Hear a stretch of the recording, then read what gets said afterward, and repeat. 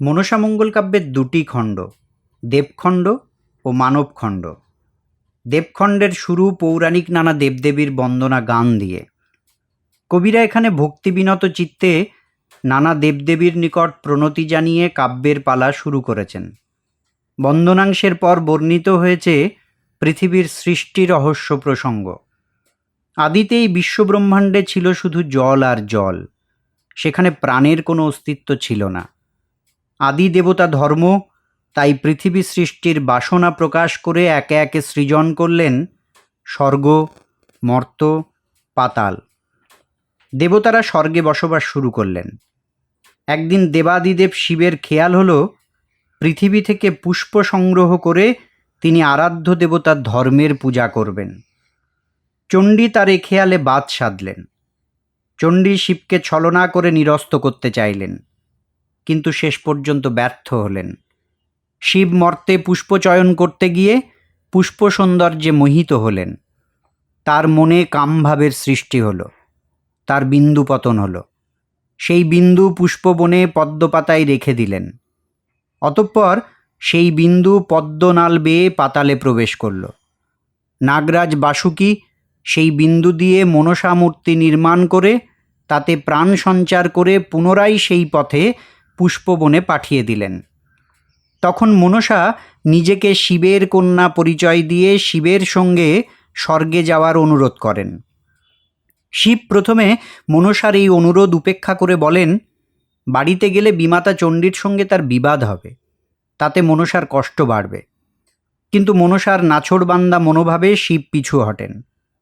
মনসা শিবের সঙ্গে স্বর্গে ফিরলেন। স্বর্গে পৌঁছালে চণ্ডী ও মনসার কলহ শুরু হয়। চণ্ডী মনসাকে যথেচ্ছ প্রহার করে তার বাম চোখ অন্ধ করে দেন।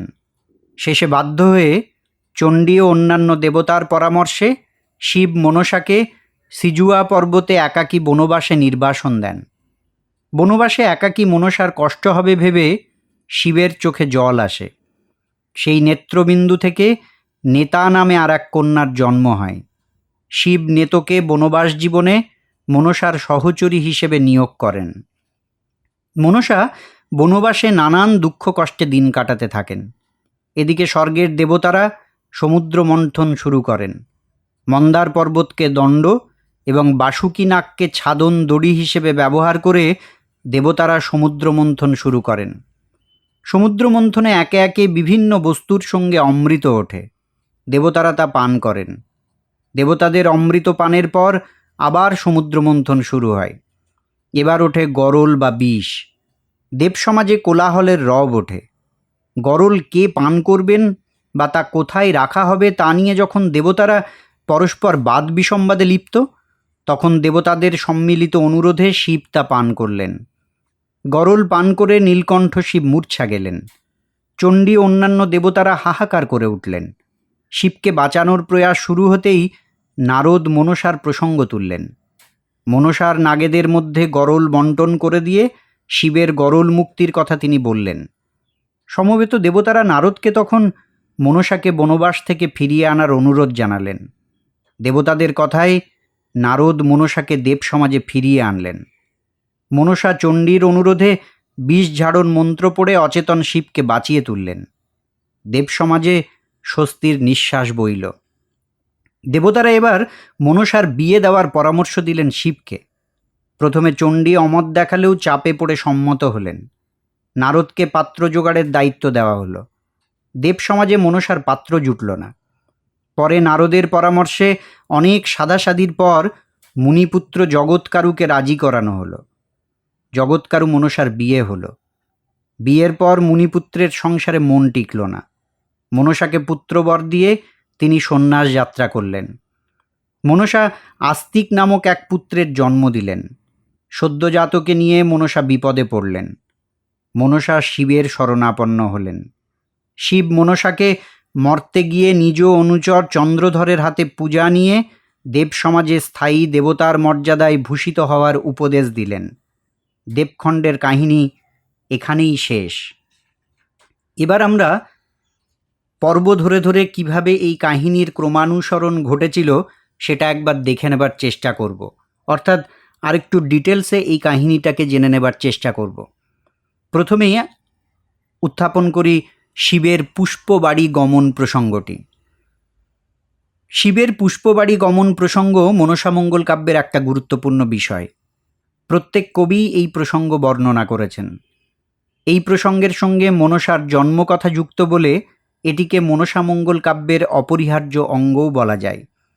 তবে কবিদের বর্ণনাগত স্বাতন্ত্র্যগুলি লক্ষ্য করার মতো। আদি কবি নারায়ণ দেবের বর্ণনা থেকে জানা যায় শিব পুষ্পবাড়ি গমনের সংকল্প করেন।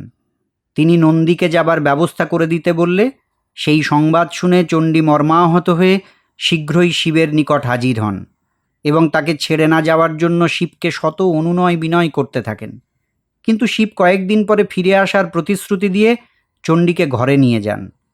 চণ্ডী শিবের দ্বারে প্রহরী রেখে নিজ কাপড়ের সঙ্গে গিঁট বেঁধে শুয়ে পড়েন। নানা রকম কেলি কথা কুতূহলে চণ্ডী শিবকে ভুলিয়ে রাখার চেষ্টা করেন, কিন্তু শিব বিশালী মন্ত্রে চণ্ডীকে ঘুম পাড়িয়ে রেখে চলে যান। সকালে চণ্ডী উঠে শিবকে না দেখে কেঁদে ওঠেন। পুরুষ ভ্রমরা জাতি, না বুঝি তাহার মতি, আমা ছাড়ি গেলা শুলো পানি। সখীরা চণ্ডীর দুঃখে ব্যথিত হয়ে একটা কিছু বিহিত করার জন্য চণ্ডীকে নিয়ে নারদের শরণাপন্ন হন। চণ্ডী নারদকে শিবের তাকে পরিত্যাগের কারণ জিজ্ঞাসা করলে নারদ উত্তর দেন, নারদ বলে শুনো চণ্ডী হেমন্ত নন্দিনী, পদ্মবনে শুনিয়াছে জন্মিছে পদ্মিনী, তাহার এক কলারূপ তোমার ঠাঁই নাই, তাকে বিহা করিবার চলিছে গোসাই। এসব শুনে চণ্ডীর রাগ হয়। চণ্ডীর ডমনি বেশে খেয়াঘাটে শিবকে ছলনা করতে বসেন। অতঃপর ছলনাময়ী ডমনির রূপে মুগ্ধ শিব তার আলিঙ্গন প্রার্থনা করেন। শিব বললেন, তব রূপ দেখি মোর দহে কলরব, আলিঙ্গন দিয়া মোর প্রাণ রক্ষা করো। চণ্ডী বললেন, আমি ভর যুবতী তুমি জিন্ত বুড়া, দন্ত পড়া বাঘে যেন কামড়াই মুড়া। কামে বিহবল শিব শেষ পর্যন্ত চণ্ডীকে মিলনে বাধ্য করলে চণ্ডী স্বরূপ ধারণ করে রক্ষা পান। লজ্জিত শিব একাই কমল বনে যাত্রা করেন। নারায়ণদেবের এই বর্ণনা বিপ্রদাসে অনেকটাই পাল্টে গেল। সেখানে পাই তপস্বী শিব ধর্মপূজার নিমিত্তে দ্বাদশ নিত্য ফুল তুলতে কালীদহে যেতেন। একদিন মতি যাচাই করার জন্য গৌরী কালীদহে যাওয়ার সংকল্প করেন। কেমন হরের মতি তা তিনি জানতেন চান, কিন্তু শিব গৌরীর প্রস্তাব প্রত্যাখ্যান করেন এই বলে, শুনো শুনো হেমন্ত দুহিতা, কুলে যত বৃক্ষ ছিল বিষ জালে ভস্য হইল, কেমনে যাইবে তুমি তথা। শিবের কথায় চণ্ডীর সন্দেহ আরও দৃঢ়তর হয় এবং শিবকে ছলনার জন্য তিনি জোকা নদীর ঘাটে ডমনি বেশে উপস্থিত হন। তার পরের বর্ণনা নারায়ণদেবের মতোই। তবে নারায়ণদেবের কাব্যে লজ্জিত শিব পুষ্পবনে চলে গেলেন, কিন্তু বিপ্রদাসে শিব এর প্রতিশোধ পন্থা খুঁজতে থাকেন। শিব বৃদ্ধ, রিপু কর্মকারী। সে যে দেবীর ছিন্ন কাঁচলি রিপু করতে এসে এর প্রতিশোধ নেন। এখানে কাঁচালি নির্মাও মোর করিব সম্মান, সত্য রাখতে গিয়ে দেবীকে ডমনিগিরির শোধ নিতে হয়। শিব গৌরীর পূর্বের প্রতিশোধ গ্রহণ করে বলেন, আমি ভণ্ড তপস্বী, তুমি তো বড় সতী, বৃদ্ধ কুশলী লইয়া বঞ্চ রঙ্গবরতী। অতএব দেখা যাচ্ছে এটুকু কথা বৈচিত্র্যের জন্যই বক্তব্যের মূল লক্ষ্য কিন্তু পরিবর্তিত হয়ে গেল। যেখানে নারায়ণদেব ও বিজয়গুপ্তের কাব্যে চণ্ডীর অভিপ্রায় ছিল শিবকে পুষ্পবাড়ি যেতে না দেওয়া, বিপ্রদাসে তা দাঁড়ালো পারস্পরিক একে অপরকে পরীক্ষা করা। অর্থাৎ কথা বৈচিত্র্যের কারণে মূল প্রসঙ্গই পরিবর্তিত হয়ে গেল। মনসামঙ্গলের অন্য কবি শিবকে বিপ্রদাসের মতো মহাযোগী করে আঁকলেও কথা বৈচিত্র্যের কারণে বিষয়বস্তুর অভিমুখটাকে অন্য এক স্বতন্ত্র পথে চালনা করেন। তার কাব্যে দেখা যায় শিব গঙ্গাকে শিরে ধারণ করার পর সুমেরু শিখরে গভীর তমস্যায় মগ্ন হন। মহাযোগী মহাদেব বৈশে পূর্ব মুখে, যোগ বলে অগ্নি উঠে তিন চোখে, তিন শিখা অগ্নি গিয়া পড়িল ত্রিপুর, তার তাপে পুররা মরে যত সুরাসুর। তপস্যায় মগ্ন শিবের নেত্র থেকে নির্গত আগুনে গোটা সুরাসুর যখন পুড়ে ছাই হয়ে যাচ্ছে, তখন অসহায় ও নিরাশ্রয় দেবতারা ব্রহ্মলোকে গিয়ে ব্রহ্মের শরণাপন্ন হয়ে এর প্রতিবিধান দাবি করেন। দেবতাদের কথা শুনে ব্রহ্মা দেবতাদের সঙ্গী হয়ে ত্রিলোচনের নিকট উপস্থিত হয়ে তার স্তব শুরু করেন। অনাদি অনন্ত দেব তুমি তেজময়, তেজানলে সংসার নাশিতে যুক্তি নয়। তুমি দিবারাত্র শশী রবি পুরন্দর, সকল মঙ্গল তুমি সর্বসুগোচর। আপনার দৃষ্টি প্রভু মজাহ আপনি, যোগ বলে যোগানল সম্বর আপনি। জগতে পুড়িয়া মরি রক্ষা কর শিব, চতুর্দশ ভুবনে রহিতে নারী জীব। ব্রহ্মার কথায় শিবের তপস্যাচ্ছন্ন অবস্থা কাটে। তিনি চক্ষু মেলে দেখেন শিবের গায়ে দেবমন্যু প্রবেশ করে। সেই তেজে সনাতনী মনসার জন্ম হয়। সদ্যজাত মনসাকে দেবতারা স্বীকার করে নিয়ে পদ্মবনে বাস করার আদেশ দেন এবং বলেন, মন কন্যা হইয়া তুমি ছল গিয়া শিবে, আলিঙ্গন চান হর পরিচয় দিবে। এদিকে শিবের যোগ নিদ্রা সমাপ্ত হওয়ায় যোগানল নিবারিত হয় এবং শিব পারাপারের উদ্দেশ্যে কমলবনে হাজির হন। কবি জগজ্জীবন ঘোষাল এই অংশের বর্ণনাংশকে সম্পূর্ণ নতুনভাবে সাজিয়েছেন। তার বর্ণনা থেকে জানা যায়, ধর্মের চিতা থেকে উত্থিত শিশুকন্যা মনসা ব্রহ্মার আদেশ মতো সাগর জলে ভাসতে ভাসতে হেমন্ত ঋষির ঘরে নিজ কন্যারূপে প্রতিপালিত হতে থাকেন।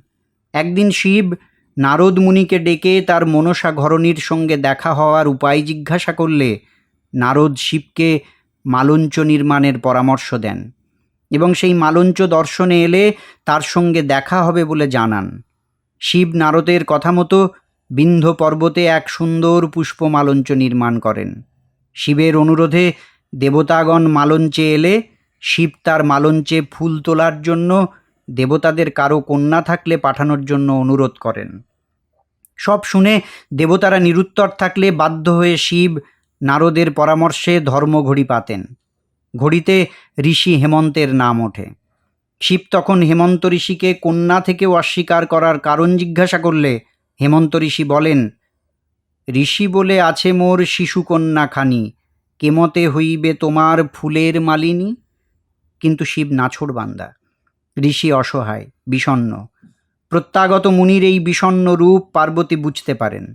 তিনি পিতাকে আশ্বস্ত করেন এই বলে, ত্রিনয়নী বলে বাপ কেনে করো অনুতাপ, মালঞ্চে যাইতে কিবা ভয়, যাইব মালঞ্চ বন তুষিব শিবের মন, মনে কিছু না ভাবিও সংশয়। শেষে ঋষি সম্মত হন। শিবও মালঞ্চে ফিরে যান। শিবের পুষ্পবাড়ি গমন প্রসঙ্গটিতে যে কথা বৈচিত্র্যের পরিচয় আমরা পাই, তাতে বর্ণনাগত বিচিত্রতা ছাড়া বিভিন্ন কবির মানসিকতার এই সূক্ষ্ম পার্থক্যগুলি চোখে পড়ে। এবার আমরা জেনে নেব মনসার জন্মবৃত্তান্ত প্রসঙ্গটা। মনসার জন্মবৃত্তান্ত বর্ণনায় মনসা কবিরা মনে হয় কোনো কমন সোর্স থেকে কাহিনী নিয়েছেন। ফলত জন্মবৃত্তান্ত অংশটির অল্প স্বল্প স্বাতন্ত্র্য সত্ত্বেও সব কবি প্রায় একইভাবে বর্ণনা করেছেন। তবে উত্তরবঙ্গের দুই মনসা কবি তন্ত্রবিভূতি ও জগজ্জীবন ঘোষাল এই বর্ণনায় কিছু বৈচিত্র্য এনেছেন। এই প্রসঙ্গের সাধারণ প্রচলিত রূপটি হলো এই রকম। ডোমনিবেশী চণ্ডীর সঙ্গে কেলি করার পর শিব একাই পুষ্পবনে উপস্থিত হয়েছেন। সেখানে পুষ্পবনের সৌন্দর্যের উপমুগ্ধ হয়ে শ্রীফলকে চণ্ডিকার স্তন কল্পনা করে তিনি হঠাৎ মদন পীড়িত হয়ে পড়েন। তার বিন্দুপাত হয়। সেই বিন্দু পদ্মপাতায় রেখে তিনি সরোবরে স্নান করতে নামেন। এদিকে কেলিরত পক্ষিণী পদ্মপাতার উপর চকচকে শিবের বিন্দুকে জল ভেবে পান করে। কিন্তু পান করার পর পক্ষিণীর বিপদ দেখা যায়। তার গোটা শরীর জ্বলে পুড়ে যেতে থাকে। পক্ষিণী সেই জ্বালা থেকে মুক্তির জন্য শিবের আদেশে পুনরায় সেই বিন্দু পূর্বের পদ্মপাতায় উগড়ে দেয়। সেই বিন্দু তখন পদ্মের নাল বেয়ে পাতাল ভুবনে পৌঁছে যায়। বাসুকী সেই স্ফটিক তুল্য বিন্দু দিয়ে কুর্মের পরামর্শ মতো নির্মাণীকে একটি কন্যা মূর্তি করতে আদেশ দেন। নির্মাণীর মন্ত্রের হুঙ্কারে জন্ম হয় মনসার। চারিখান হস্তদেহ তিন নয়ান, শিবের লক্ষণ করি করহ নিম্মান। ধায়া গিয়া পাইলে কন্যার মূরতি, শুভক্ষণে জন্ম হইল মাও পদ্মাবতী। তন্ত্রবিভূতি এই বর্ণনাটিকে সাজান অন্যভাবে। তার বর্ণনা থেকে জানা যায় ধর্ম পূজার কথা শিব একদা ভুলে গিয়েছিলেন। একদিন হঠাৎ সে কথা মনে পড়ে। তিনি মানস সরোবরে যান ফুল তুলতে। মানস সরোবরের কুসুমিত রূপে শিবের বিন্দুপতন হয়। শিব সেই বিন্দু তালুতে ধরে কি করবেন তা নিয়ে বিভিন্ন ভাবনা ভাবতে ভাবতে হঠাৎ করে সরোবরের এক পদ্মপাতার উপর তা রেখে দেন। তিন লোক পৃথিবী শিব দেখিল চিন্তিয়া, কমল পুষ্পেতে বিন্দু থুইল আচ্ছা দিয়া। হেনকালে শিবের বিন্দু কোন কার্য কইল, পত্রনালা দিয়া বিন্দু পাতালে সামাইল। শিবের বিন্দু মাংসপিণ্ড হয়ে পাতালের রাজা বাসুকীর মাথায় গিয়ে পড়ে। বাসুকী তাতে জল ছিটিয়ে দেন। তখন মাংসপিণ্ড মনসার আকার নেয়। তার চতুর্ভুজ শরীর, সর্পভূষণ, হংস বাহন। তখনই বাসুকী নাগ কোনো কর্ম করে, জল সেচন করে মাংসের পিণ্ডের ওপরে। আগে নাক মুখ পাছে অষ্টাঙ্গ হইল, প্রসবিল মনোভাবে মনসা নাম থুইল। তন্ত্রবিভূতির কাব্যে নির্মাণিয়া নয়, মনসার গায়ে বাসুকী জল ছিটিয়ে দেন এবং শিবের বিন্দু মাংসপিণ্ড হয়ে পাতালে প্রবেশ করে। এই দুই তথ্যই মনসামঙ্গল কাব্য সাহিত্যের ধারায় অভিনব। জগজ্জীবন ঘোষালের কথাবস্তুর সজ্জাক্রম আরও একটু অভিনব। সেখানে হেমন্তকন্যা গৌরীর সঙ্গে বিবাহের পর গৌরী শিবের বাড়িতে পৌঁছালে গঙ্গা গৌরীর শপথনী কোন্দল শুরু হয়। শিব রাগ করে রাতেই পুষ্পবনে যাওয়ার সংকল্প করে বৃষ সাজাতে নন্দীকে আদেশ দেন। পরে দুর্গার কাতর আবেদনে গৃহত্যাগের সংকল্প ত্যাগ করে তার সঙ্গে নিশি যাপন করেন। রজনী প্রভাবে দ্বারীর মুখে মালঞ্চবন মুকুলিত ও অলিগণ মধুপানরত এই সংবাদ পেয়ে শিবের মন মালঞ্চে যাওয়ার জন্য উন্মত্ত হয়। শিবের আদেশে নন্দী বৃষ সাজান। গঙ্গা শিবের সঙ্গী হতে চান। সস্ত্রীক পুষ্পবনে গমন দেবগণের ভৎসনার কারণ হবে। এ কথা জানিয়ে শিব শীঘ্রই প্রত্যাগমনের প্রতিশ্রুতিতে তাদের নিবৃত্ত করেন। অতঃপর শিব মালঞ্চে প্রবেশ করে নানা বৃক্ষ শোভিত এক সরোবর দেখে তাতে স্নান করতে নামলেন। এমন সময় মাতলির রথে সুবেশা বিদ্যাধরীর স্বর্গে ফিরছিলেন। শিব আকাশপথে তা দেখে মদন পীড়িত হন এবং এই সময় গৌরীকে স্মরণ করলে তার বিন্দুপাত হয়। শিব সেই স্খলিত বিন্দু পদ্মপাতায় রাখেন। পদ্মনাল বেয়ে বিন্দু পাতালে পৌঁছালে তা থেকে দেবী মনসার জন্ম হয়। মৃণালের বিন্দু দিয়া শিবের বীর্য যায় ধায়া, জায়া পাইল রসাতল পুরী। শঙ্করের বীর্য জয়, অক্ষয় সে অব্যয়, জন্মিল দেবী বিষহরী। মনসার জন্মের পর বাসুকী তার নাড়িচ্ছেদ করেন এবং কর্ণবেদ অন্তে জয় বিষহরী নাম রেখে মহাসুখে নিজ ভগ্নী জ্ঞানে লালন পালন করতে লাগলেন। পাইয়া সে বাসুকী হইলেন মহাসুখী, পুষিলেন নিজ ভগ্নী করি। করিলেন নাড়িছেদ, করিল সে কর্ণবেদ, নাম থুইল জয় বিষহরী। উপরের এই প্রসঙ্গটিতে তন্ত্রবিভূতি এবং জগজ্জীবন ঘোষাল কথাবস্তুর যে বৈচিত্র্য এনেছেন তা কিন্তু কাহিনীর মূল উপাদানের উপরেই কল্পিত। অন্যান্য কবিরা গাছের উপর যুগল শ্রীফলকে চণ্ডিকার স্তন, তন্ত্রবিভূতি কুসুমিত পুষ্পবনের সৌন্দর্য এবং জগজ্জীবন স্বর্গের বিদ্যাধরীদের সুবেশা রূপ দেখে শিবের কামমোহিত হওয়ার কথা বলেছেন। অর্থাৎ তথ্যগত বিভিন্নতা থাকলেও কাহিনীর মূল উপাদান কিন্তু এখানে এক। তাই বলা যায় কথাবস্তুতে বিভিন্নতা এসেছে তথ্যগত বিভিন্নতার সূত্রেই। আবার জগজ্জীবনের কাব্যে এই প্রসঙ্গ থেকে সমাজ জীবনের এক বিশেষ ছবির পরিচয়টি কিন্তু পরিস্ফুট হয়ে ওঠে। তার কাব্যে গৌরী দুর্গার কোন্দলে বীতশ্রদ্ধ শিব দ্বারীর মুখে মুকুলিত মালঞ্চের সংবাদ শুনে তার সৌন্দর্য উপভোগের কারণে যখন মালঞ্চে যাওয়ার প্রস্তুতি নিয়েছেন, তখন পার্বতীর সঙ্গী হওয়ার ইচ্ছায় সস্ত্রীক পুষ্পবনে গমন দেবগণের ভৎসনার কারণ হবে। বলে যে অজুহাত খাড়া করেছেন, তাতে সমাজের রক্ষণশীল মানসিকতার পরিচয়টি পরিস্ফুট হয়ে উঠেছে। তখন স্ত্রীকে সঙ্গে নিয়ে বাইরে বেড়ানো সমাজ খুব একটা ভালো চোখে দেখত না। জগজ্জীবন সেই সমাজ দৃষ্টিকেই যেন কবিতার এই পংক্তিতে তুলে ধরেছেন। এবার আমরা দেখব চণ্ডী মনসার দ্বন্দ্ব প্রসঙ্গটি। চণ্ডী মনসার দ্বন্দ্ব প্রসঙ্গটি মনসামঙ্গল কাব্যের দেবখণ্ডের এক গুরুত্বপূর্ণ অংশ। মনসামঙ্গলের সব কবিই এ প্রসঙ্গের গতানুগতিকভাবে অনুসরণ করেছেন। তবে এ প্রসঙ্গে মনসাকে চণ্ডীর প্রহার করার সময় মনসার চোখ কানা করার যে কথা কবিরা বলেছেন, সেই প্রক্রিয়ার বর্ণনায় কবিতে কবিতে ভিন্নতা আছে। যেমন কবি দ্বিজ বংশীদাস বলেছেন, দারুণ ক্রোধের সময় দেবী আঙুলের নখাঘাতে চোখ কানা করেন। এত বলি কোপে চণ্ডী না করিল আন, নখাঘাত করি বামচক্ষু কইল কান। অন্যপক্ষে তন্ত্রবিভূতি ও জগজ্জীবন ঘোষালের কাব্যে চণ্ডী আঙুলের খোঁচায় মনসার চোখ কানা করেছেন। দুর্গা মারিল ঠোকনা, পদ্মার চৈক্ষ হইল কানা, পৃষ্ঠ দেবীর হইল খান খান। পদ্মাকে দেখিয়া দেবী ক্রোধে কম্পমানা, আঙুলের ঘায়ে তার চক্ষু কইল কানা। আবার কেতকাদাসের মনসার চোখ অন্ধ হয় দগ্ধ অঙ্গারের দহনে। দহন অঙ্গারে দেবী মনসার বাম চক্ষু কইল অন্ধ। দেখা যাচ্ছে আগের দুই কবির তুলনায় কেতকাদাসের চণ্ডী আরও বেশি নির্মম, নিষ্ঠুর। এই নিষ্ঠুরতার পরিচয় পাওয়া যায় বিষ্ণুপালের কাব্যেও। দুর্গা দারুণ কুশের আটি ছিল, পাঙাড়ে ফেলিয়া মারল, মনসা দেবীর বাম চক্ষু কানা, বাপ বাপ বলিয়া চক্ষু ধরিল চাপিয়া, রক্তে ভিজিল বসুমতী। এই বর্ণনা দৃশ্যত বীভৎস, অনুভবে করুণ ও মর্মস্পর্শী। কৈশোরের প্রান্তে পিতা কর্তৃক মনসা দেব সমাজে নীত হয়েছে, কিন্তু সেখানে প্রথমেই চণ্ডীর যে অভ্যর্থনা তার ভাগ্যে জুটেছে তা নিতান্ত নিষ্ঠুর।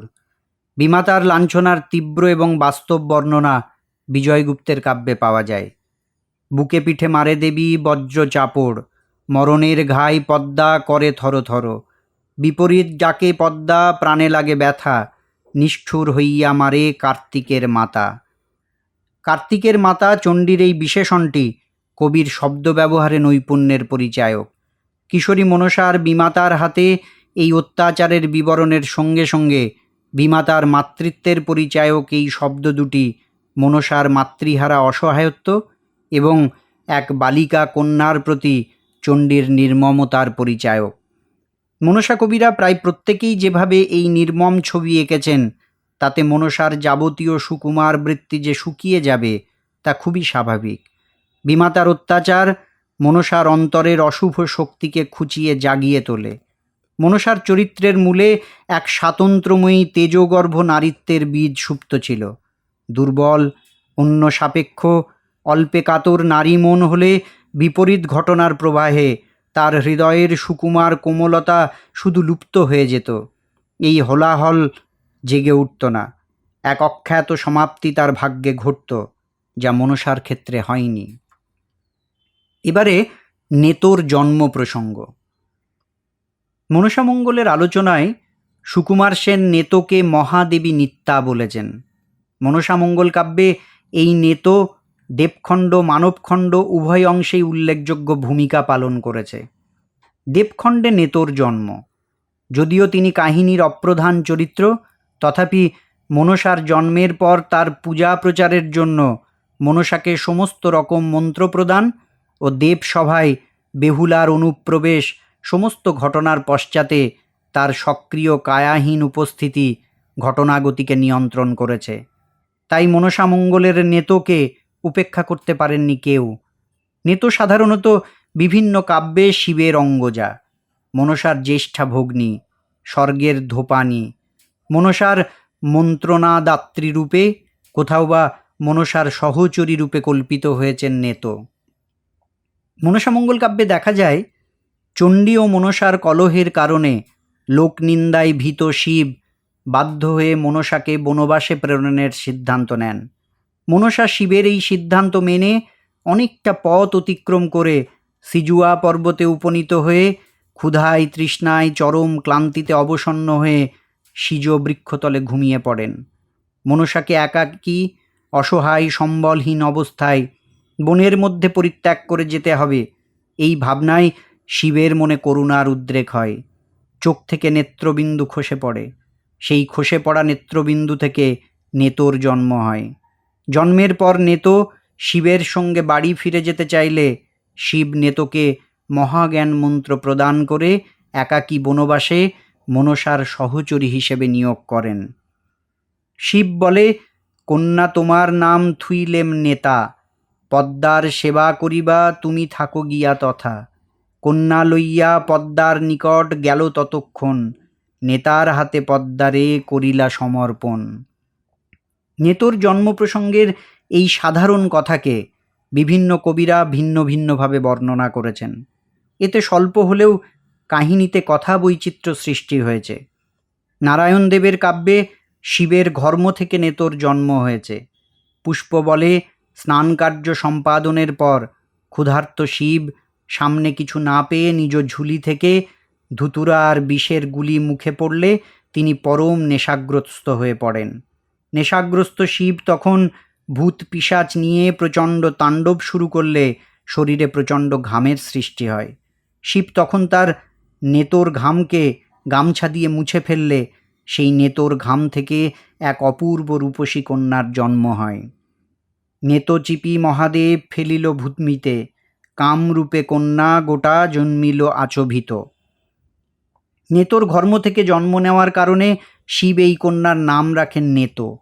জন্মের পর শিব নেতোকে নানা অলঙ্কারে সাজিয়ে কৈলাসে গঙ্গার সঙ্গে বাস করার জন্য নারদকে সঙ্গী করে পাঠিয়ে দেন।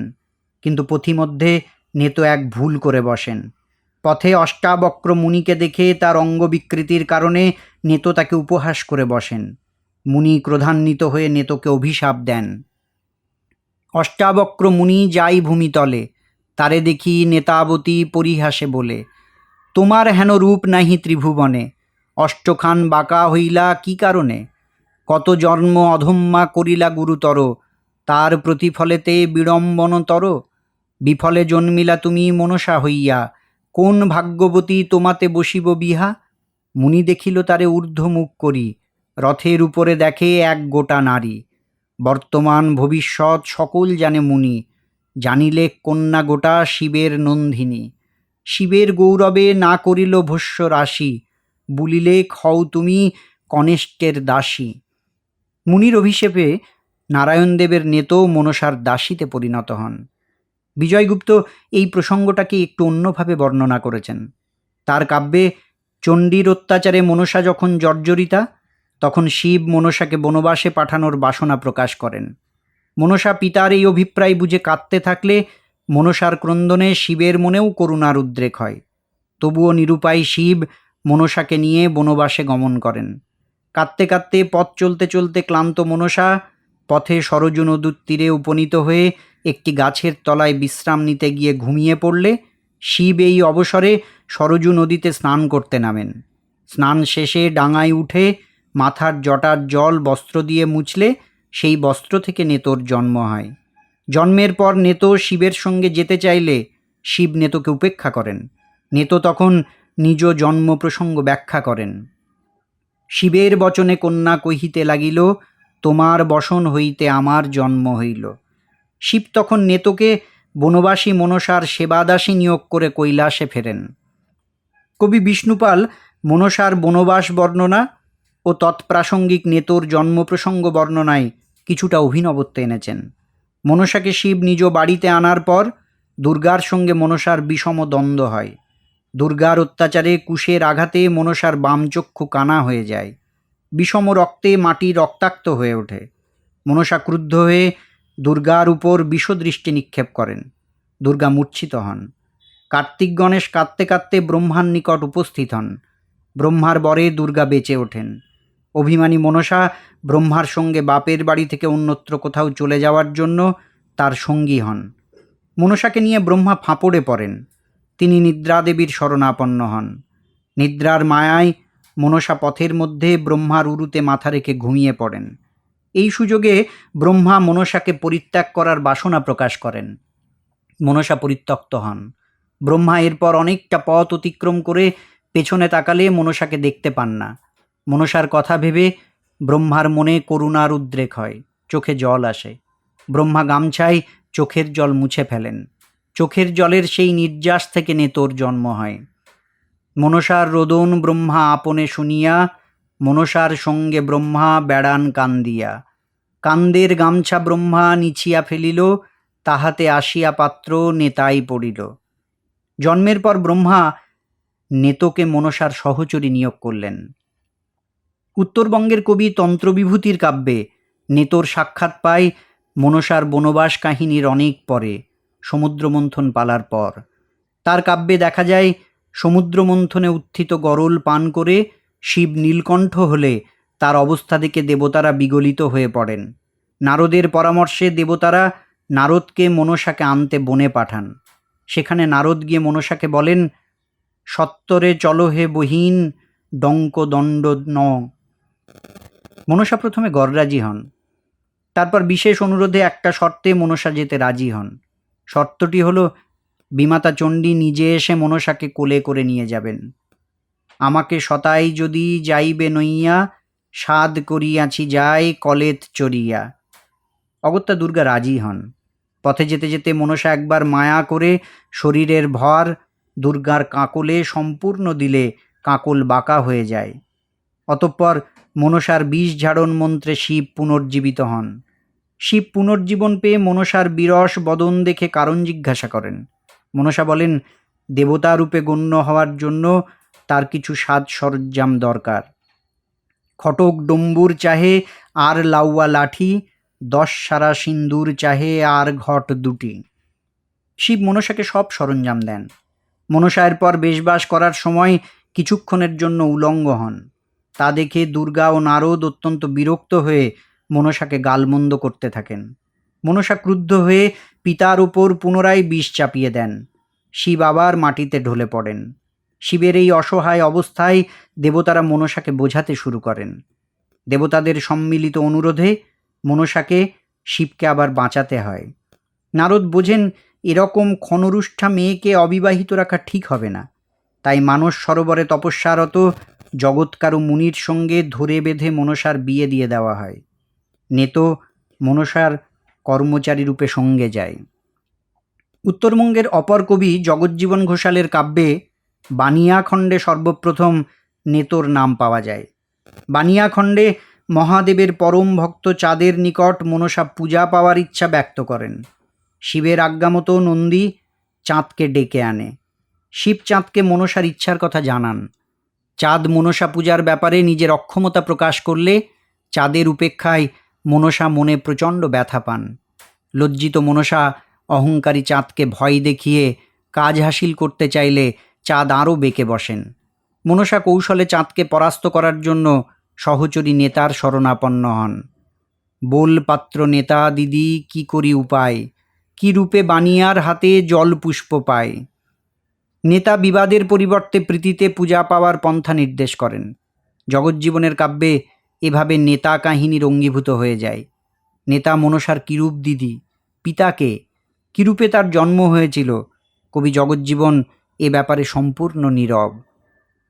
এই যে আলোচনা করা হলো, সেখান থেকে বোঝা গেল যে নেতার জন্ম প্রসঙ্গটি আসলে কথা বৈচিত্র্যে বিচিত্র। নারায়ণদেব ও কেতকাদাসের কাব্যে নেতোর জন্ম হয় শিবের ঘাম থেকে, বিজয়গুপ্তে শিবের জটা থেকে, ঝরে পড়া জলমোছা বস্ত্র থেকে, বিপ্রদাসে শিবের নেত্রবিন্দু থেকে। দেখা যাচ্ছে সব ক্ষেত্রেই ভিন্ন ভিন্ন অবস্থান থেকে নেতোর জন্ম হলেও একটি জায়গায় মিল আছে, তা হলো সব ক্ষেত্রেই শিবের নিষ্ক্রান্ত কোনো নির্যাস থেকে নেতোর জন্ম হয়েছে। একমাত্র বিষ্ণুপালের কাব্যে নেতোর জন্ম হয়েছে ব্রহ্মা কর্তৃক মনসাকে বনবাসে প্রেরণ করার সময় তার দুঃখে ব্রহ্মার করুণা মিশ্রিত চোখের জল থেকে। বিজয়গুপ্ত বা বিপ্রদাস নেতোর জন্ম প্রসঙ্গ বর্ণনা করেছেন, কিন্তু তাকে জন্ম থেকে রজকিনী করেননি, কেতকাদাস করেছেন। এর কারণ কবিদের মানসিকতার ভিন্নতা। কেতকাদাসের কাছে বৃত্তি জন্ম নির্ধারিত, বিপ্রদাস বিজয়গুপ্তের কাছে তা নয়।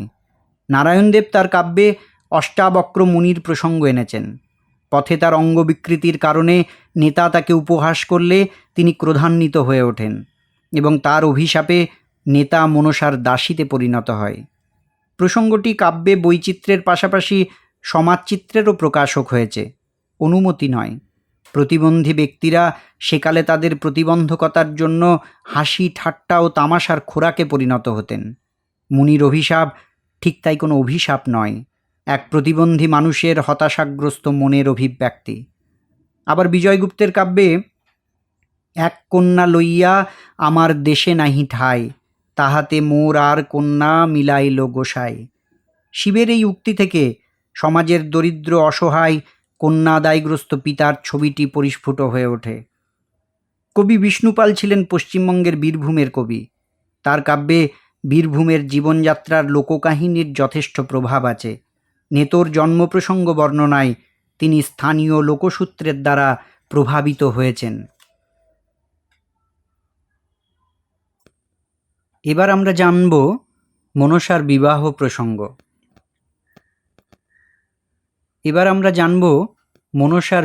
প্রসঙ্গ। দেবখণ্ডের কাহিনীতে মনসার বিবাহ প্রসঙ্গটিও সমান গুরুত্বপূর্ণ। বিবাহ মানুষের জীবনকে এক মাধুর্যপূর্ণ পরিণতি দান করে। বিবাহে জীবন সুখ দুঃখ আনন্দ ভালোবাসা প্রভৃতি অনুভূতির মধ্য দিয়ে টোল খেতে খেতে পরম পরিণতির দিকে এগিয়ে যায়। মনসার ক্ষেত্রে যা একেবারেই হয়নি। বিবাহ মনসার জীবনকে আর 10টা মানুষের মতো পূর্ণতা না দিয়ে বরং তাকে এক চরম হতাশা অনির্দেশ্যতার দিকে ঠেলে দিয়েছে। কিশোরী অবস্থায় নারী জীবনের সুকোমল বৃত্তিগুলোকে পরিণত করেছে প্রবল প্রতিহিংসা পরায়ণ জিঘাংসা প্রবৃত্তিতে। মানবখণ্ডে চাঁদের সঙ্গে দ্বন্দ্বে যার প্রকাশ ঘটেছে। এমনিতেই মনসা জন্মের পর বিমাতার দ্বারা লাঞ্ছিত হয়েছেন, বনবাসে গেছেন। তার শৈশব ও কৈশোর বিঘ্নিত হয়েছে, ফলে যথার্থ ব্যক্তিত্ব তার গড়ে উঠবার অবকাশ পায়নি। তদুপরি যৌবনের প্রাক্কালে পিতা মাতা সমাজ তাকে প্রয়োজনে ব্যবহার শুরু করলেন। শিব নীলকণ্ঠ হলেন, ডাক পড়ল মনসার। শিব বেঁচে উঠলেন। কোনো ভালোবাসা বা সহমর্মিতা নয়। একদিকে মেয়ে বড় হয়েছে, অন্যদিকে বাড়িতে থাকলে চণ্ডী মনসার কলহ হবে। স্থির হলো বিয়ে দিয়ে দিতে হবে। পাত্রের কোজ শুরু হলো। দেব সমাজের কোনো পাত্র রাজি হলেন না। বাধ্য হয়ে শিব কোনো মতে মনসার অনুরারূপ ঘোচানোর জন্য এক মুনিপুত্রকে রাজি করালেন। বিয়ে হলো। ফল যা হওয়ার তাই হলো। মুনিপুত্র মনসাকে ত্যাগ করে তপস্যায় চলে গেলেন। মনসা দিশেহারা হয়ে পড়লেন। মনসার বিবাহ ও বিচ্ছেদ পালার এটাই মূল কথাবস্তু। কিন্তু কবিদের কথা বৈচিত্র্যে এর অতিরিক্ত আরও কিছু সামাজিক দিক, যেমন কন্যাদায়গ্রস্ত পিতার কথা, বিমাতার আচরণ, কোথাও বা সমাজের রুচি সংস্কার রীতিনীতি বিশ্বাস অবিশ্বাসের প্রতিচ্ছবিগুলিকেও তুলে ধরা হয়েছে। বিজয়গুপ্তের কাব্যে দেখা যায় শিব মনসার পাত্র খোঁজার ভার নারদকে দেন। নারদ দেব সমাজে কোনো পাত্র না পেয়ে পাত্রের খোঁজে সুমেরু পর্বতে গমন করেন। সুমেরু পর্বতে মুনিরা বাস করেন। নারদ তাদের কাছে গেলে তারা নারদকে পাদ্য অর্ঘ্য দান করে বেশ আদর আপ্যায়ন করেন। মুনিদের মধ্যে তপস্বী চারু অঙ্গকান্তি জগৎকারুকে নারদের পছন্দ হয়। তিনি পদ্মার স্বামীরূপে তাকে কামনা করেন। জগৎকারু নারদের কথায় অসম্মতি প্রকাশ করেন। নারদ তখন তার উপর চাপ সৃষ্টি করার জন্য জগৎকারুর পূর্বপুরুষের স্বর্গের পথ রুদ্ধ করে দেন। এক শিকড় তাহার নামিছে পাতালে, পূর্বপুরুষ রহিছে মুনির তাহার ডালে। ডাল ভাঙিয়া পড়ে আর্তনাদ করে, জগৎকারু মুনি বলিয়া ডাক পাড়ে। আমার দিগের বংশ তুমি হইলা কুমতি, তে কারণে আমার সভার স্বর্গে নাহি গতি। বিবাহ লইলে তোমার সন্তান হইত, তবে আমা সবাইর স্বর্গে গতি হইত। নারদ শুধু জগৎকারুর পূর্বপুরুষের উপরেই নয়, জগৎকারুর উপরেও চাপ সৃষ্টি করলেন। কামদেবের সাহায্য নিয়ে তার উপর কামবাণ নিক্ষেপ করলেন। উভয়বিধ চাপে জগৎকারু মত পরিবর্তন করলেন। বিবাহ স্থির হল। শিব চিন্তামুক্ত হলেন। মনসার বিয়ে হবে, ঘরের আপদ দূর হবে, এই ভাবনায় ভাবিত চণ্ডীও কৌতূহলী হয়ে উঠলেন। বিবাহের দিন শত শত দেবরমণীরা বিবাহের মঙ্গলাচার পালন করে। পঞ্চস্বরে বাদ্য বাজে মনোহর, বিবাহের মঙ্গল স্নান করে মুনিবর। কার হাতে আইও সরা কার হাতে দ্বীপ, শতে শতে আইও গেল মুনির সমীপ।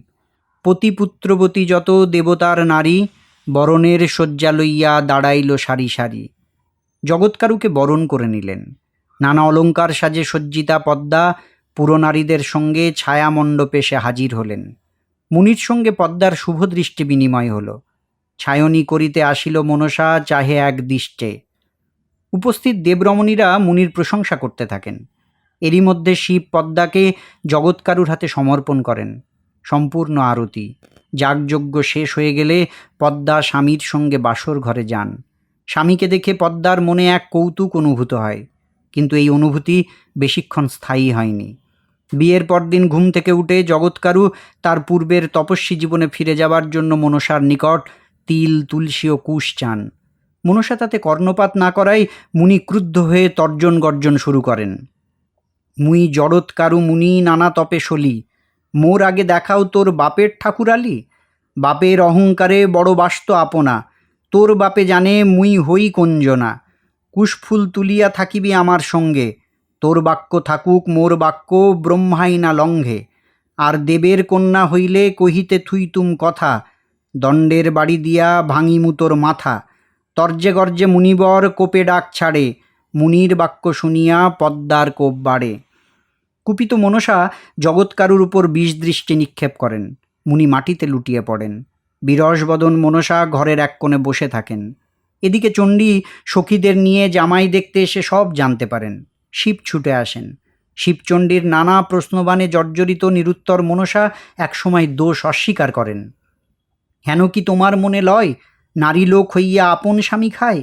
আজি নিশি অবসানে হইলে কুষা, মোরে বলে তুই মোরে আনিয়া দে কুষা। কোপ মনে মুনি মূর্ছিত হইল আপনি, আমিও না জানম কেমতে মরিল মুনি। অন্তর্যামী শিব মনসাকে বোঝান। মনসার অমৃত দৃষ্টিতে মুনি প্রাণ ফিরে পান এবং পুত্রবরের আশীর্বাদ দিয়ে তপস্যার জন্য বনে চলে যান। আমার সন্তান হবে তোমার উদরে, আস্তিক হইবে নাম জগৎ ভিতরে। দ্বিজবংশীর কাব্যে শিব নারদ নন। মনসার পাত্রের জন্য ব্রহ্মার শরণাপন্ন হন।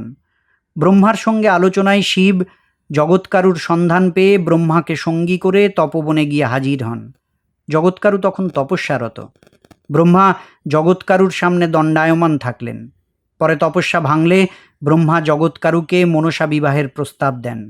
জগৎকারু পিতৃপুরুষের বাণী স্মরণ করে ব্রহ্মার দেওয়া প্রস্তাবে শর্ত সাপেক্ষে সম্মতি দেন। আমার সনামা হয় অজনী সম্ভবা, লক্ষ্মীর সদৃশ হয় তবে করি বিভা। সুখ ভঙ্গ করে যদি বচন লঙ্ঘিয়া, শতকৈনু তখনই যাইব ছাড়িয়া। এই সব অঙ্গীকার জানিয়া শঙ্করে, জামাই লইয়া তবে চলে নিজ ঘরে। ব্রহ্মা শর্ত মেনে নিয়ে মনসার সঙ্গে জগৎকারুর বিয়ে দেন। মনসা কিন্তু শর্তের ব্যাপারে বিন্দু বিসর্গও জানতেন না। বিয়ের পর একদিন জগৎকারু মনসার উরুতে মাথা রেখে দিবানিদ্রা গিয়েছিলেন। এমতো সময় সাগর পারে রমণক দ্বীপে কালীনাগের সঙ্গে গরুরের বিবাদে কালীনাগ পরাজিত হয়ে ক্রোধে ফণাবেষ্টন করে দিবাভাগে সূর্যকে আচ্ছাদিত করে দেয়। সূর্যের অকস্মাৎ আচ্ছাদনে দিনের বেলায় মর্তে ঘোর অন্ধকার নেমে এলে মনসা দিবা অবসান ভেবে ধীরে ধীরে মুনিকে জাগানোর চেষ্টা করেন। উঠো ওঠো মহাপ্রভু, সন্ধ্যা হয় পাত, হেনকালে সূর্যোদয় হইল অকস্মাৎ। মনসার এই অপরাধে ক্রুদ্ধ জগৎকারু মনসাকে পরিত্যাগ করার বাসনা নেন।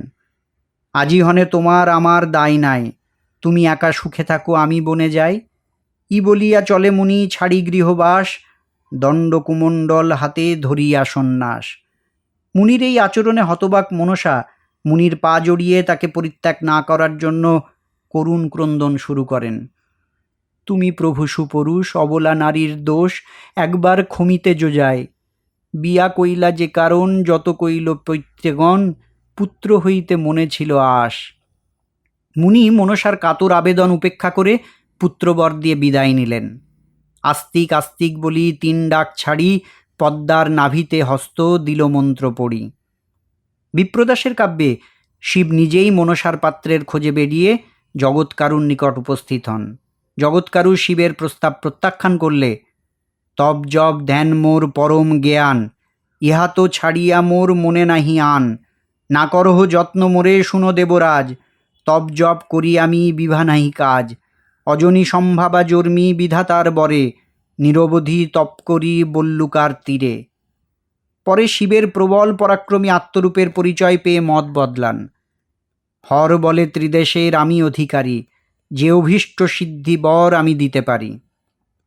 শিবের পাশাপাশি জগৎকারুকে পিতৃলোকের ছায়ামূর্তিও সিদ্ধান্ত বদলাতে চাপ দিয়েছে বিপ্রদাসের কাব্যে। মনসার যথারীতি বিবাহ হয়। বিমাতা চণ্ডী ঈর্ষাবশত পূর্ব প্রতিশোধ নেওয়ার কারণে জগৎকারু মনসা উভয়কে ভুল বোঝান। চণ্ডী সরলমতি মনসাকে বোঝান পুষ্পশয্যায় স্বামী সন্নিধানে যাওয়ার সময় নাগ আভরণে অলঙ্কৃত হয়ে গেলে মুনি তাকে বেশি ভালোবাসবেন। অন্যদিকে জগৎকারুকে স্বপ্ন দেন মনসা নাগ অলঙ্কারে ভূষিত হয়ে স্বামী সন্নিধানে আসছেন। এরূপ স্ত্রীতে সমূহ বিপদ আছে। ফলত তাই মনসা জগৎকারু মুনির সঙ্গে পুষ্পশয্যায় শয়নের উদ্দেশ্যে গেলে সতর্ক মুনি অনিদ্রিত থাকেন। রাত্রে একসময় চণ্ডী মনসাকে শাস্তি দেওয়ার কারণে তার নাগের সামনে ভেক ফেলে দেন। ভেক দেখে মনসার নাগেরা ভেক দেখি সর্বনাগ গর্জায়ে সঘন, তা ধরতে মেতে ওঠেন। ঋষি ভয়ে পালিয়ে সমুদ্রের শঙ্খের গর্ভে আত্মগোপন করেন। মনসা ঘুম ভেঙে দেখেন বিছানায় ঋষি নেই।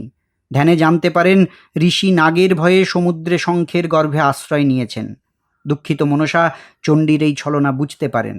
এর প্রতিকারের জন্য নেতোর কাছে উপস্থিত হয়ে পরামর্শ চান। নেতো মনসাকে শিবের নিকট নিয়ে যান। কন্যার এই দুর্দশায় পিতা শিব দুঃখিত হয়ে কুরল পক্ষের রূপ ধরে সাগরের তীরে ডাক দিতে থাকেন। শিবের ডাকে সমুদ্র শঙ্খ তীরে ফিরিয়ে দেয়। শিবের আহ্বানে জগৎকারু বেরিয়ে আসেন। বাড়ি ফিরে মনসাকে নিয়ে কিছুদিন অতিবাহিত করেন। তারপর মনসাকে বুঝিয়ে পুত্রবর দিয়ে তপস্যার জন্য বনে চলে যান। কেতকাদাসের কাব্যে শিব মনসার বিয়ের ব্যাপারে নারদের পরামর্শ চাইলে দেবী ভগবতী শিবকে খোঁটা দিয়ে বলেন, জন্মের নাহিক স্থিতি কেবা মাতা পিতা, ভিখারি ভাঙড় কহে আমার দুহিতা। কিন্তু ভগবতীর কথায় না দমে মনসার ঋষিকুলে বিয়ে দেবেন এই সংকল্পে নারদকে ঋষিকুলের কোনো পাত্র নির্বাচন করতে বলেন। শিবের কথা মতো নারদ তপস্যারত জগৎকারুর নিকট হাজির হয়ে তার অভিপ্রায় জানালে জগৎকারু কুপিত হয়ে শিব দুর্গা মনসা সম্বন্ধে কটাক্ষ করেন। জগৎকারু মুনি হাসে এই কথা শুননা, বিভাতে নাহিক কার্য নাগরাশি কন্যা, কি কব হরের কথা কহিতে আপার, জন্মকর্ম জানি তার কুলের বিচার। কহিতে অকথ্য আইসে তাপিত বদনে, প্রথমে গৈরীর ঋতু মালঞ্চের বনে।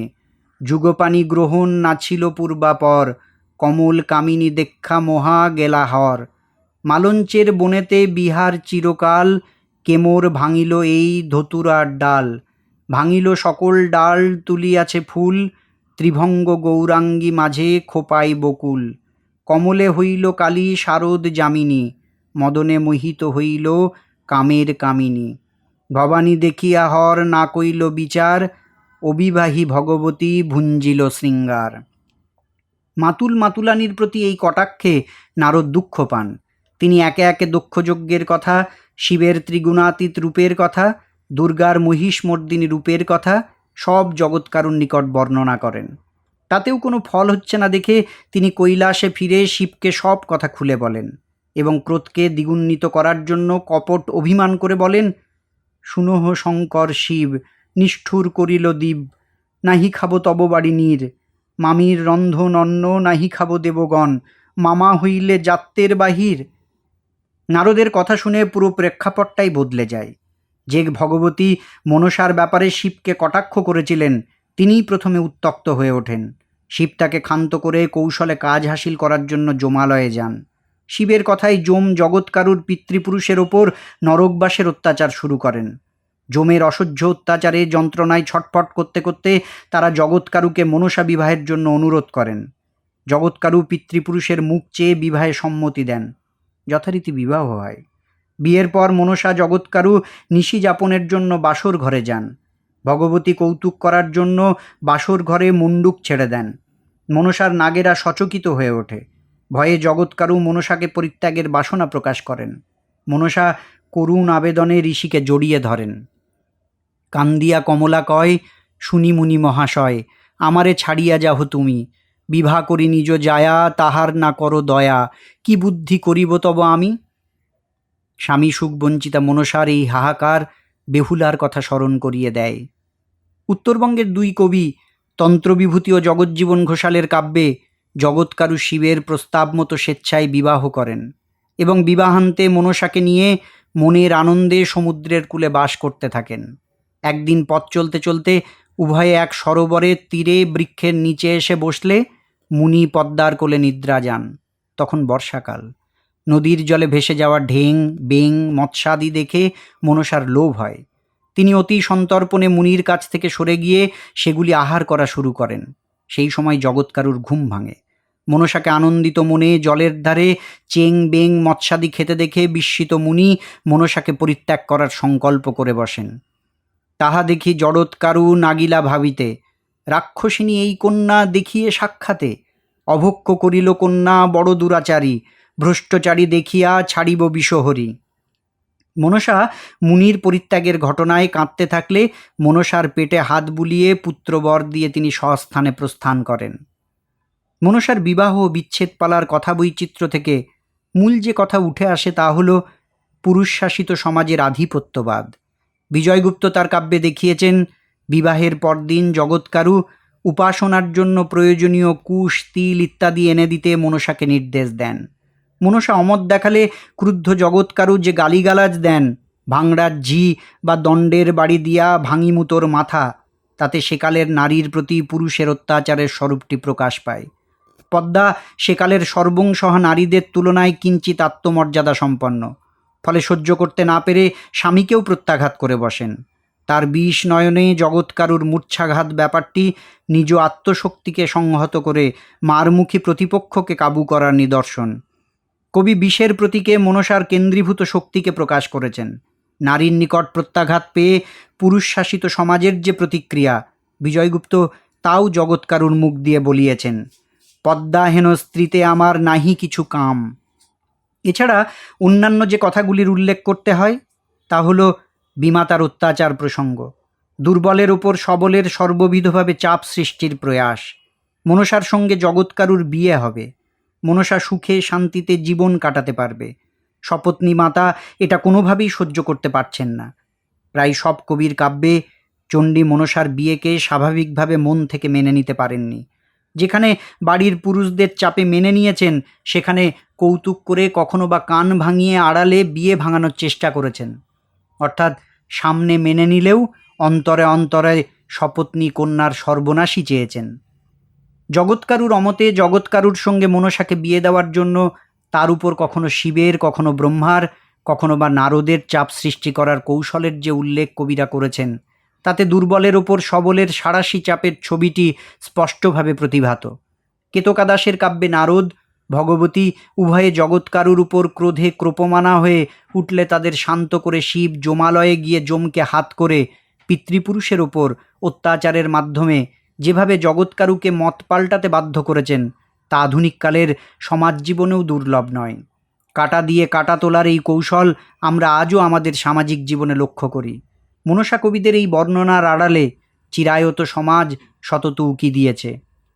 মনসা কবিদের এই কথা বৈচিত্র্যগুলিতে শৈল্পিক মুনিশিয়ানারও পরিচয় আছে। জগৎকারুকে কামভাবে উদ্দীপ্ত করার জন্য কবি বিজয়গুপ্ত যে বর্ণনার আশ্রয় নিয়েছেন, একেত কামদেব আর আজ্ঞা পায়ে, স্বরধনু লইয়া কাম মিলিলা তথায়, আকর্ণ পুরিয়া বান এড়ে যায় ভীত, ততক্ষণ তার অঙ্গ হয় পুলকিত। কামবানে মোহিত হইল জগৎকারু, নয়ন মেলিয়া দেখে বন উপচারু। তাতে কুমার সম্ভবের শিবের ধ্যানভঙ্গ প্রসঙ্গের ছায়াপাত ঘটেছে। আবার কবি জগৎকারুর উপর চাপ সৃষ্টির জন্যে পিতৃপুরুষের যে অভিশাপ বাণীর উপস্থাপন করেছেন, তাতে সমাজে বিবাহের প্রয়োজনীয়তা ও তাৎপর্যবাণী নিহিত আছে। ভারতীয় মতে বিবাহ পূর্বপুরুষ ও উত্তরপুরুষের মধ্যে যোগ স্থাপনের সেতু। পুত্র পিতৃপুরুষকে জল দেয়, পিণ্ডদান করে, শ্রাদ্ধ শান্তি করে আত্মার শান্তি কামনা করে। এতে পিতৃপুরুষের আত্মা স্বর্গে গমন করে। যোগসূত্র রচিত হয় পিতৃপুরুষের সঙ্গে উত্তরপুরুষের। এই কারণে বিবাহ শুধু ব্যক্তির ভোগ সুখের বিষয় নয়, তার সামাজিক ও বংশগত প্রয়োজন আছে। কবি বিজয়গুপ্ত এখানে বিবাহের এই তাৎপর্যের মূল্যায়ন করেছেন। এরূপ সিরিয়াস গভীর বিষয়ে উপস্থাপনার পাশাপাশি সহজ সরল হাস্যরসের পরিচয়টিও কবি এই অংশে তুলে ধরেছেন। মনসার বিবাহ স্থির হওয়ার পর চণ্ডী শিবের কথোপকথন অংশে শিব চণ্ডীকে মনসার বিবাহের বন্দোবস্ত করতে বললে চণ্ডী শিবের প্রকৃত অবস্থার প্রতি কটাক্ষ করে যা বলেন তা পারিবারিক জীবনরসে ভরপুর এক ছবি। গৌরী বলে করো সাজ, তোমার মুখে নাহি লাজ, কি বা শয্যা আছে তোমার ঘরে, আইও আসিবে মঙ্গল গাইতে, তারা চাইবে পান খাইতে, তৈল সিন্দুর পাইব কথায়। সুতরাং বলা যায় মনসা কবিরা দেবখণ্ডের একই প্রসঙ্গে কথাবস্তুর সামান্য বৈচিত্র্য ঘটিয়ে মূল কাহিনী অবিকৃত রেখেও বক্তব্যের নতুন নতুন অভিমুখ সৃষ্টি করতে পেরেছেন। যেমন মনসার বিবাহ ও বিচ্ছেদপালা প্রসঙ্গটি। এখানে বিপ্রদাস, কেতকাদাস প্রমুখ কবি জগৎকারুর মনসাকে পরিত্যাগের কারণ হিসেবে চণ্ডীর হিংসাপরায়ণ মনোভাবটি ক্রিয়াশীল ছিল বলে মনে করেছেন। তারা মনসার পরিত্যাগের পেছনে বিমাতার পারিবারিক ষড়যন্ত্রকেই দায়ী করেছেন। কিন্তু উত্তরবঙ্গের কবিরা দেখালেন অন্য কারণ, নারীর লোভ। যে নারীর লোভ অল্পেতেই সংবর্ধন মানে না, পারিবারিক সামাজিক জীবনের বৃহত্তর ক্ষেত্রে তা আরও ব্যাপক হবে। তাদের সৃষ্ট জগৎকারু এ কারণে পিছিয়ে আসে। তাহলে আমরা কি দেখি? ঘটনাটা অপরিবর্তিত থাকলো, কিন্তু কারণটা পাল্টে গেল। স্বাভাবিকভাবে দুভাবনায় মনসার স্বরূপটাও পাল্টে গেল। বিপ্রদাস ও বিজয়গুপ্তের কাব্যের মনসা সর্পভূষণ বা বিষ দৃষ্টি ত্যাগ করে তন্ত্রবিভূতির কাব্যে সর্পরূপা হয়ে গেলেন। এভাবেই দেবখণ্ডের কাহিনীর কথা বৈচিত্র্য বক্তব্যের অভিমুখটা বদলে দিয়ে কাহিনীতে অভিনবত্বের সৃষ্টি করা হলো। এতক্ষণ ধরে মনসামঙ্গলের দেবখণ্ডের কাহিনী শুনলাম আমরা।